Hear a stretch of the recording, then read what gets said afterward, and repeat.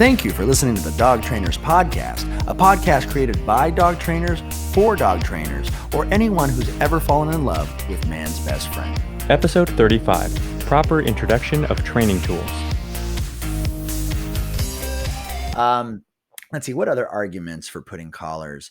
Arguments I've heard and I've used in the past.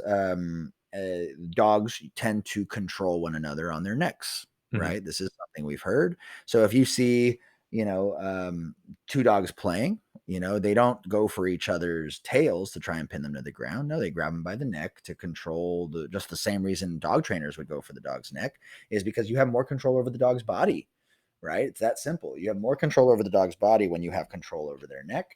And animals, four-legged animals do this all the time. And they are able to manipulate the dog's body position by taking control over the neck. Right.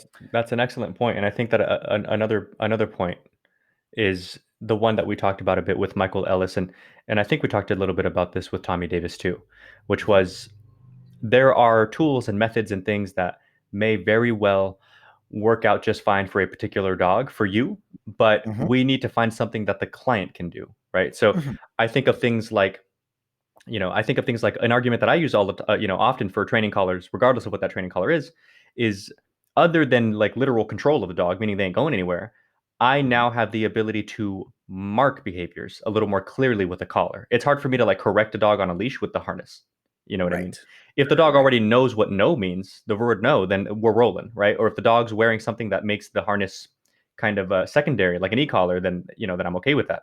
Right. But with a slip lead, with a martingale, with something like that, I can mark with no, give a little leash pop, or leash pressure or whatever the case, and the dog has a better chance of more clearly understanding what I want. And I bring up the whole concept of clients being able to do it too, because I think of high level trainers who can do that without collars at all. Like Caesar would do the thing with his foot, and it still serves as a marker. Boom, and the dog would be like, whoa, and and it snaps them out of it. It does the job that a collar is supposed to do, or any sort of corrective measure is supposed to do. It's just, I think the point that I like to make with people is, here's something, like, let me show you how it works and why it works and everything else. Now let me package this in a way that you can do this, and that's kind of where I go with it. Right.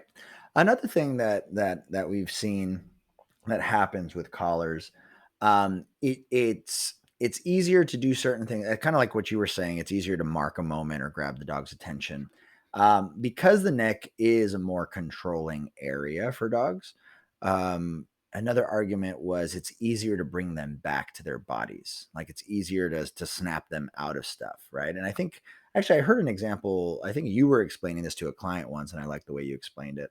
But it was kind of like, let's say the dog's loading on something off in the distance, and the dog feels, let's say, the stimulation of an e-collar. Well, let's say that's on a low stim, and you gradually increase that stim, gradually.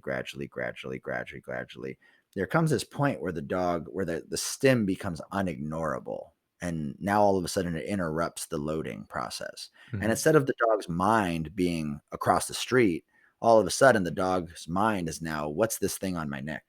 And automatically the dog checks out and tunes back into his own body. Right.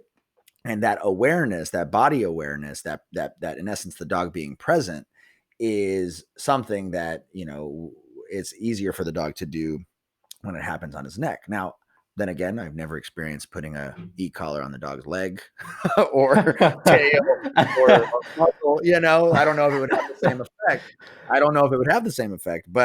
But that's definitely something we see across all training collars, that they have the ability to bring the dog back to their bodies, right? Make them present, if you will. So that's correct. And you remembered that very well. And I remember the lesson. We went to the park. I still have the footage on my laptop about, I forget the dog's name, but it was a little Chihuahua, and that really awesome client. You and I were doing lessons together. But the point I was making to her, because she had already done training with, I think it was a prong collar. And then you were moving her onto e-collar, right? Which is why I was there. The point I was making to her was, you can use an e-collar like a prong collar. You can turn up to a certain level and pop away, so to speak, with momentary corrections like an e-collar or a prong collar would do. Sorry.